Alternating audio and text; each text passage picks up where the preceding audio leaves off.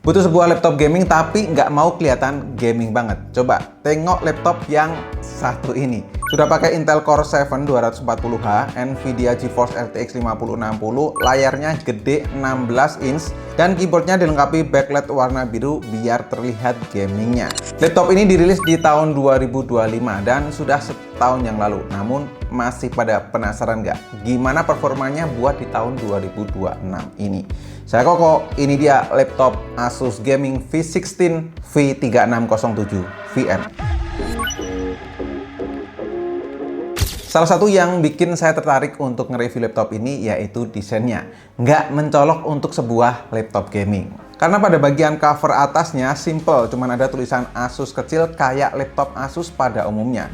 Nggak ada tuh corak-corak gaming atau lampu-lampu RGB di covernya. Beneran sepolos itu. Materialnya overall berbahan plastik atau polikarbonat dari atas sampai bawah hingga ke area palm rest. Finishingnya memang halus, cuman karena berbahan plastik akan sangat mudah ninggalin bekas sidik jari.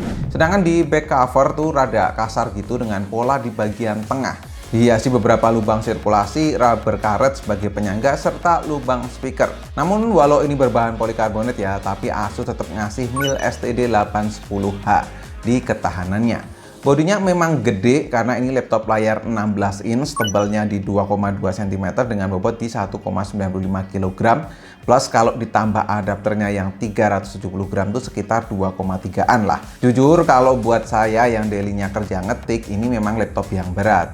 Tapi kalau memang kamu butuhnya laptop gaming, nyambi kuliah, kerja, ngedit, ini tergolong ringan. Memang kalau dari segi tampilan nggak kelihatan tuh gamingnya. Cuman kalau dibuka baru tuh kelihatan. Yes, keyboardnya full size dilengkapi dengan numpad di sisi kanan. Terus fungsional key juga komplit. Yang mau AI juga sudah ada Copilot key-nya. Menariknya, ini laptop menggunakan ErgoSense keyboard yang biasanya dipakai oleh seri VivoBook. Lalu blue backlight inilah yang ngasih kesan gaming. Walaupun sih bisa kamu adjust sendiri ya, karena ada 3 tingkat kecerahan atau mau kamu matikan biar irit baterainya gitu. Tapi ya nggak cuman itu aja. Keycaps yang dibikin transparan ini juga nambah gamingnya makin berasa. Mana Asus tuh nggak pernah ngecewain ya soal keyboardnya. Ngetik di laptop ini tuh empuk banget, key travelnya 1,5 mm, feedbacknya juga enak. Terus finishing tiap keycapsnya tuh juga lembut. Jadi sentuhan di ujung jari nyaman bener. Namun karena saya jarang banget pakai keyboard yang komplit dengan numpad kayak gini, jadi posisinya bikin salah ngetik. Buat saya sendiri ini butuh adaptasi. Mungkin buat teman-teman yang terbiasa ini nggak akan jadi masalah. Selain itu, karena ini laptop cukup gede ya, jadi touchpadnya pun juga luas. Finishingnya rada licin sedikit, responnya oke banget. Support Windows Gesture juga, dan untuk bagian palm rest cukup untuk meletakkan pergelangan tangan saya. Namun yang sebelah kiri tuh rada sempit buat ukuran tangan saya ya, sehingga kadang bikin touchpad nggak sengaja tersentuh.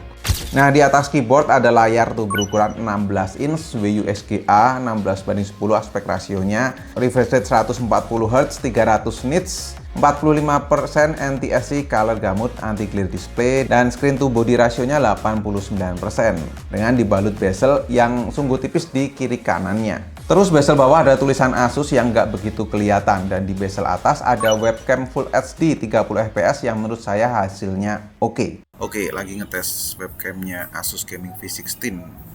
Ini di dalam cafe ada suara musiknya tipis tapi pelan gitu suara musiknya, terus pakai pencahayaan di matahari luar aja. Jadi di dalam kafenya ini minim banget lampunya. Pagi. Ini masih sekitar jam 10-an. Gimana? Oke, balik lagi soal layar. Brightness-nya memang nggak begitu tinggi ya, namun masih aman kok jika dibawa kerja ke cafe.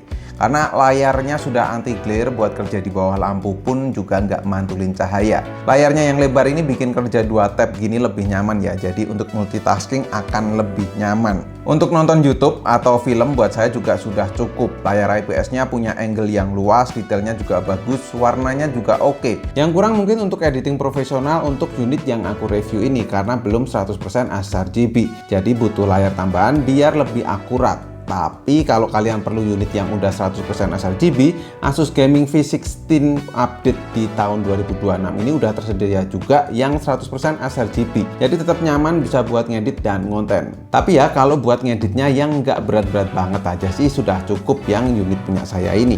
Layarnya ini bisa dibuka pakai satu tangan dan bisa rata dengan meja, sehingga kalau kebutuhanmu lagi meeting enak juga nih.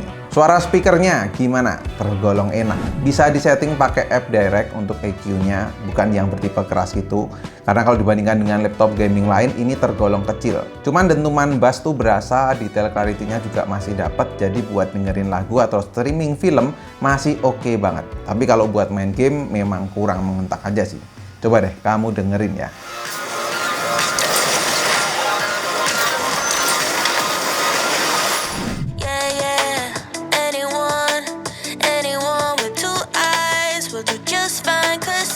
Ke bagian port I/O sebelah kiri ada 1 kali DC in, 1 kali HDMI 2.1, 1 kali USB 3.2 Gen 1 Type A, 1 kali USB 3.2 Gen 1 Type C, dan 1 kali 3,5 mm audio combo jack. Sedangkan di sebelah kanan ada 1 kali USB 3.2 Gen 1 tipe E. Yang kurang nggak adanya port Ethernet kayak laptop gaming atau laptop pada umumnya. Jadi harus diakalin tuh dengan nambah port USB to Ethernet kalau memang butuh.